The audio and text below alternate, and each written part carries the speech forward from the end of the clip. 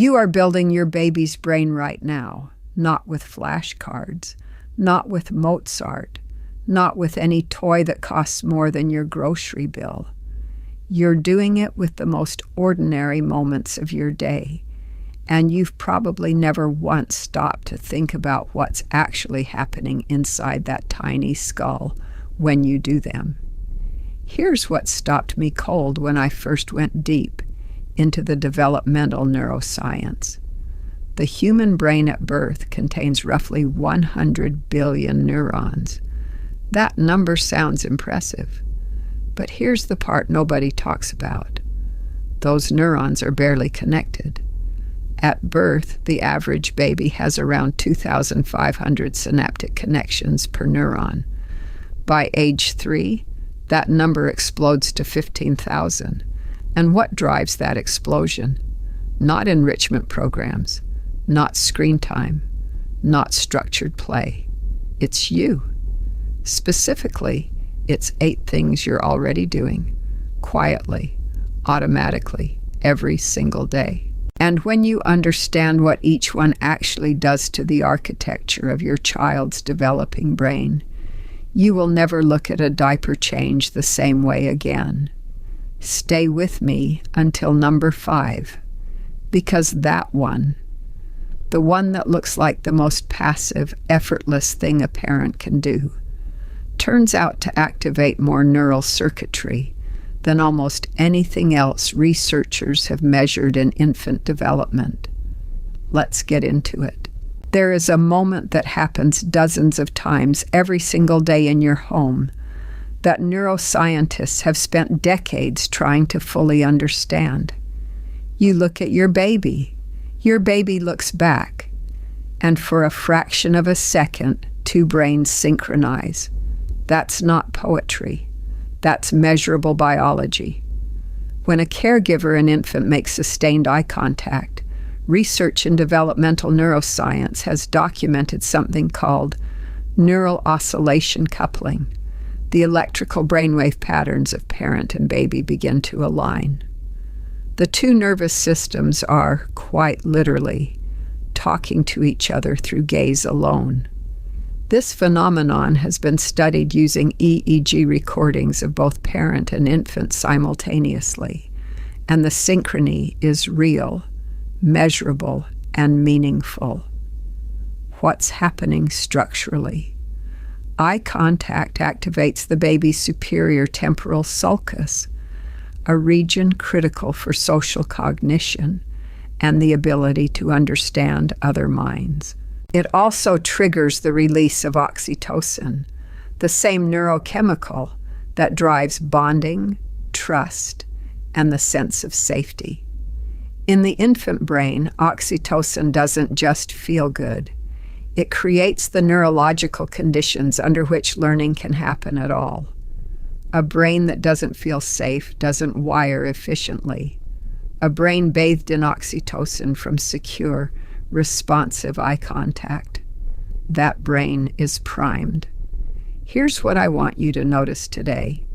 How many times do you make genuine eye contact with your baby during a feeding, a diaper change, a bath? Not glancing down while your phone is in your other hand. Real, held, mutual gaze. Because every single one of those moments is a synaptic event. A connection is being built. A pathway is being laid. And here's the part that genuinely moved me when I first understood it. You don't have to do anything special. You don't have to perform. You just have to look. The baby does the rest. Their brain is so exquisitely tuned to human faces, more than any other visual stimulus in the world, that your gaze alone is one of the most potent developmental inputs they will ever receive. Be honest with yourself right now. How often do you look at your phone during a feeding instead of at your baby's face? Drop a 1 in the comments if you've caught yourself doing it. No judgment, every parent has. But now you know what you're trading, and knowing changes things. You're changing a diaper and you say out loud to a baby who cannot respond, "Okay, let's get this off. There we go. Oh, that's a wet one. Now the clean one. There, all done." And somewhere in the back of your mind, a small voice wonders if you've lost it. You're narrating your life to someone who doesn't understand a word, except they understand more than you think. And what they understand isn't the words. Not yet. It's the structure. The human brain is a pattern recognition machine from the very first days of life. When you narrate your actions, even to a newborn, you are feeding that machine a continuous stream of linguistic architecture, the rhythm of sentences, the rise and fall of intonation, the way a pause follows a complete thought, the way certain sounds cluster together more than others. Developmental linguists have a name for the specific speech register most parents naturally adopt: infant-directed speech, sometimes called parentese. And it's not baby talk in the dismissive sense. It's a precisely calibrated acoustic signal, higher pitch, slower tempo, exaggerated vowel sounds, longer pauses. This register has been studied extensively, and what researchers consistently find is that it activates the infant auditory cortex more powerfully than adult-directed speech. It is literally more neurologically engaging to the baby brain. But the narration piece goes beyond sound. When you say, "Now I'm putting on your socks," one sock, two socks. While doing exactly that, you are building something called a joint attention scaffold. You are teaching your baby that words map onto objects and actions in the real world. This is the cognitive foundation that language comprehension is built on. And it starts not when your baby says their first word. It starts in the first weeks of life, every time you talk them through what you're doing. There is a landmark body of research built on decades of observation, showing that the sheer quantity of words a child hears in the first 3 years of their life is one of the strongest predictors of their language ability, reading comprehension, and academic performance years later. Not the quality of the words, not the sophistication, the quantity, the daily, ordinary, relentless river of language that flows from a caregiver who talks to their baby like it matters. Because it does. If you know someone who's about to become a parent and they're worried about doing everything right, send them this video. The most powerful thing they can do costs nothing and starts today. There's a version of feeding that happens on a schedule, and there's a version that happens in response. They feel similar from the outside. The neurological difference between them is not small. Responsive feeding, sometimes called on-demand feeding or cue-based feeding, means you watch your baby for hunger signals and respond to those signals. A rooting reflex, a hand to the mouth, a certain kind of fussing that you've learned to recognize, and you respond, not in 20 minutes, now. What that response does to the baby's brain is something that took researchers a long time to fully map, and it comes down to a concept called contingency. Contingency is the experience of causing something to happen. When a baby sends a signal and a caregiver responds reliably and promptly, the baby's brain registers, my actions have effects. The world responds to me. I am not helpless. This is not a small thing. The experience of contingency is one of the foundational building blocks of what developmental psychologists call agency, the sense of being an effective actor in the world. And the neural architecture of agency is laid down in infancy through thousands of tiny experiences of I signaled and something happened. The stress piece matters here too. When hunger signals go unresponded to for extended periods, the infant stress response activates. Cortisol, the primary stress hormone, floods the system. In adults, cortisol is manageable. In infant brains whose stress regulation systems are still being constructed, chronic cortisol exposure affects the development of the hippocampus, which is central to memory and learning. Now, and I want to say this clearly, responsive feeding is not the same as never letting a baby wait a single moment. Babies experience brief, manageable frustration. That's normal. That's not what we're talking about. We're talking about the overall pattern. A caregiver who is generally attuned, generally responsive, generally reading the signals and answering them. That pattern, repeated over thousands of feeds in the first year of life, builds a brain that expects the world to be responsive.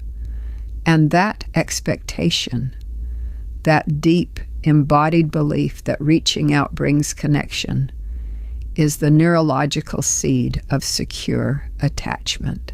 This one has been studied in neonatal intensive care units around the world, in home settings, across cultures and income levels, and the findings keep pointing in the same direction.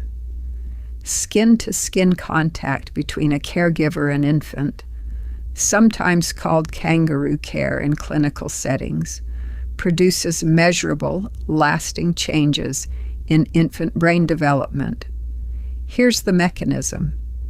When your baby's skin makes contact with yours, several things happen simultaneously. Their body temperature regulates more efficiently. Their heart rate stabilizes. Their cortisol levels drop. And critically, their sleep architecture shifts. They spend more time in active or REM sleep, which is the sleep state during which the brain consolidates new neural connections. The vagus nerve, the longest cranial nerve in the body, running from the brainstem down through the heart, lungs, and gut, is directly stimulated by skin-to-skin contact. Vagal tone, the health and responsiveness of this nerve, is increasingly understood as a core marker of emotional regulation capacity. Babies who receive consistent skin-to-skin contact in the early months show better vagal tone, which translates into better ability to calm themselves, better stress recovery, and better social engagement later in childhood. Neonatal researchers working with premature infants, whose brain development is particularly vulnerable, have documented that kangaroo care produces measurable differences in brain maturation. Infants who received regular skin-to-skin contact in the NICU showed more organized brain activity patterns than those who spent the equivalent time in incubators alone. And here's the thing that makes this particular finding so important for everyday parents. You don't have to be in a hospital to access this. Every time you hold your baby against your chest, in a carrier, during a feeding, during those long evening hours when nothing else will settle them, you are delivering a neurological intervention, one that regulates their stress system, supports their sleep architecture, and builds the vagal pathways that will underpin their emotional intelligence for years to come. You're not just soothing them, you're wiring them. If what you've heard so far has made you look at the ordinary moments of your day differently, that's exactly what this is here for. We go this deep every single week. If you're the kind of parent who wants to understand the science behind what you're already doing, subscribing takes 1 second. And honestly, what's coming in the next 4 sections goes even deeper, because we're about to get into the behaviors that most parenting content completely ignores. Stay with me. This is the one I promised you. This is the one that, when I first understood what it actually does neurologically, made me stop and sit with it for a long time.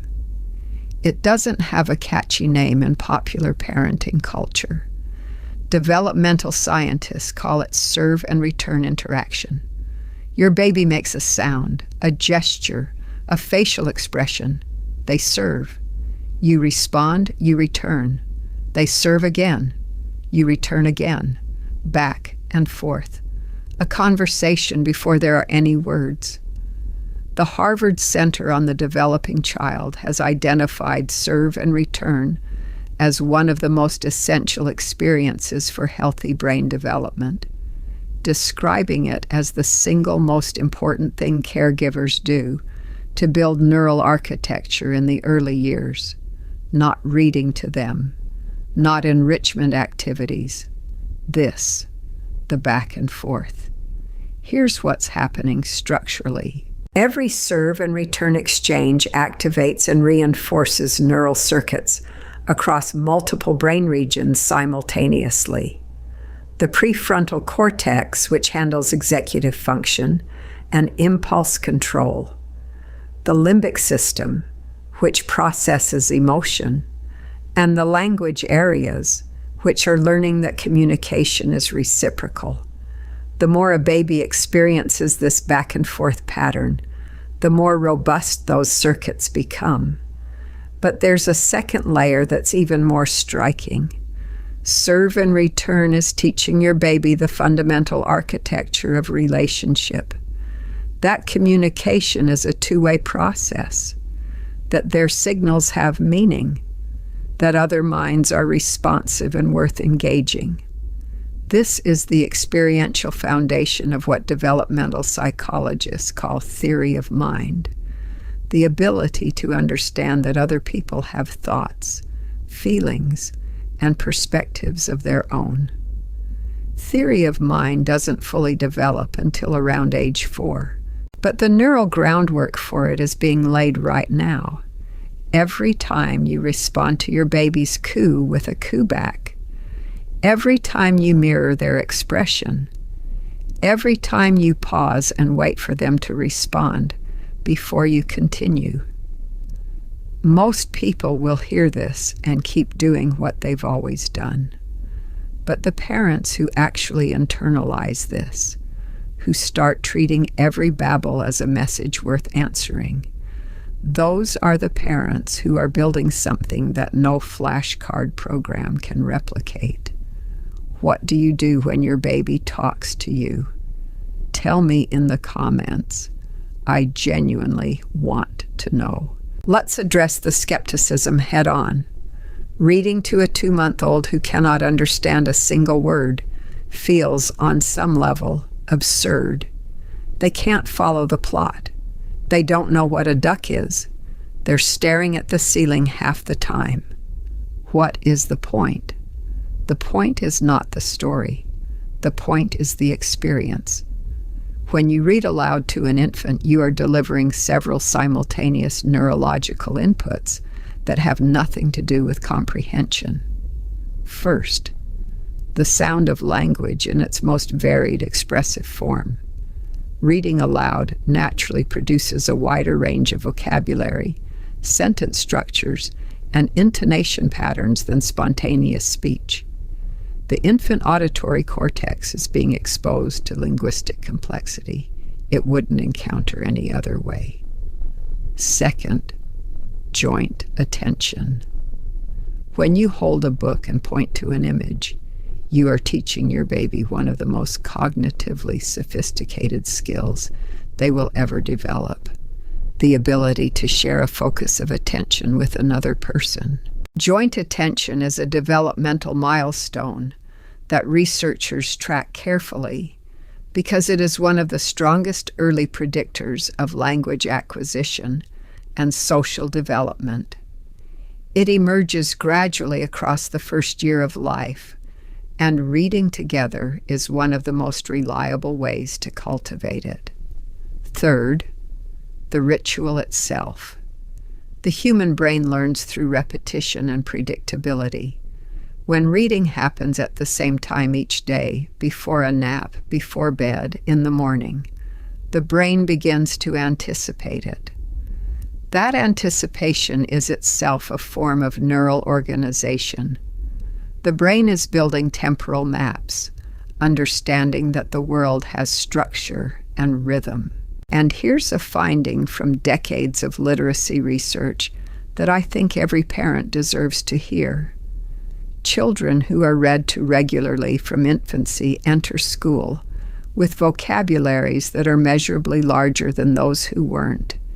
And that gap does not close easily. It compounds. The child who arrives at kindergarten with a larger vocabulary learns new words faster, reads earlier, and comprehends more deeply. The reading you do tonight to a baby who seems completely uninterested is an investment with a return that spans decades. If that hit home, you know what to do with that like button. This one is going to feel counterintuitive, maybe even uncomfortable, because everything in you as a parent is wired to fix it, to reach in, to hand them the toy, to make the frustration stop.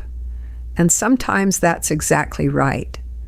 Distress is different from frustration, and I want to be clear about that distinction.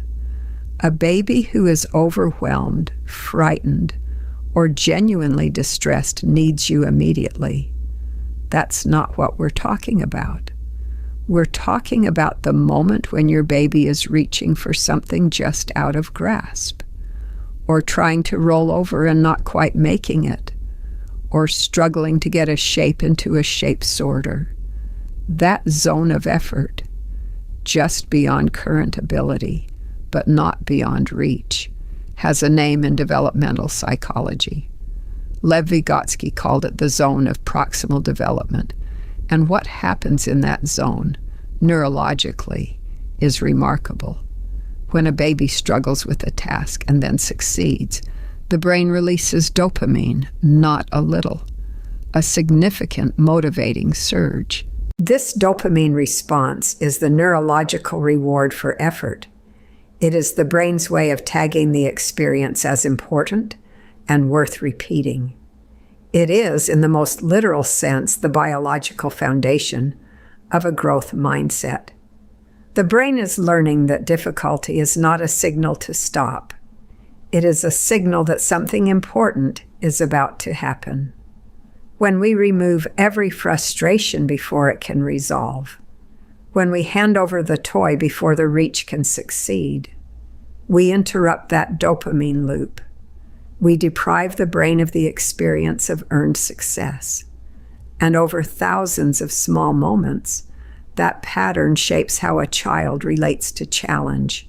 The research on executive function, the cluster of cognitive skills that includes impulse control, flexible thinking, and working memory, consistently points to early experience with manageable challenge as a key developmental input. Children who had caregivers who allowed and supported productive struggle rather than eliminating it show stronger executive function outcomes. You are not neglecting your baby when you pause before reaching in. You are giving their brain the one thing it cannot get any other way, the experience of its own capability. We've talked about eye contact and language and touch and interaction. And now we arrive at the one that ties all of them together, the one that determines how effectively every other experience on this list actually lands. Predictable routine. This sounds like the least scientific thing on the list. It sounds like scheduling advice from a 1950s parenting manual. But the neuroscience behind it is some of the most compelling in all of developmental research. And it centers on a concept called predictive coding. The brain, at every age, but especially in infancy, is not a passive receiver of information. It is an active prediction machine. It is constantly generating models of what is about to happen next. and updating those models based on what actually occurs.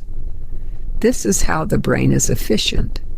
Instead of processing everything from scratch every moment, it predicts and only pays full attention when the prediction is wrong. When a baby's day is predictable, when feeding follows waking, when bath precedes sleep, when the same songs appear at the same moments, their brain builds stable predictive models of the world. And a brain with stable predictive models has something precious: cognitive bandwidth. Attention that isn't being consumed by uncertainty is available for learning. The stress research here is unambiguous. Chronic unpredictability in the infant environment, not occasional variation, but genuine structural chaos, activates the stress response system persistently. And a persistently activated stress system in an infant brain does not simply cause discomfort. It consumes metabolic resources that would otherwise go towards synaptic development. The brain under chronic stress is a brain in survival mode. A brain in survival mode is not a brain in growth mode. But here's the nuance I want you to hold. Predictability is not rigidity. A routine that shifts by 30 minutes because life happened is not damaging. A routine that is generally consistent, that has a recognizable shape most days, is enough. The brain doesn't need a perfect schedule. It needs enough pattern to build a model on. And here's what moves me most about this final point. When you create a predictable routine, you are not just organizing your day. You are telling your baby's brain at the deepest neurological level that the world is safe, that it has structure, and that they can trust what comes next. That message, encoded not in words, but in the repeated rhythm of their days, is one of the most profound gifts a parent can give. If you've made it this far, you're not a passive parent. You're a curious one. And curious parents raise curious children. That's not sentiment. That's what the developmental research on intellectual modeling actually shows. If this kind of depth is what you're looking for, we're here every week. Subscribe so you don't miss what's coming next, because the rabbit hole of infant brain development goes much, much deeper than 8 things. You started this video watching a baby look at a parent. Now you know exactly what was happening inside both of their brains in that moment, and you'll never see an ordinary day the same way again. Thanks for watching. The end screen has more videos in the same world. Thanks for being here. Pick whichever video on the end screen calls to you.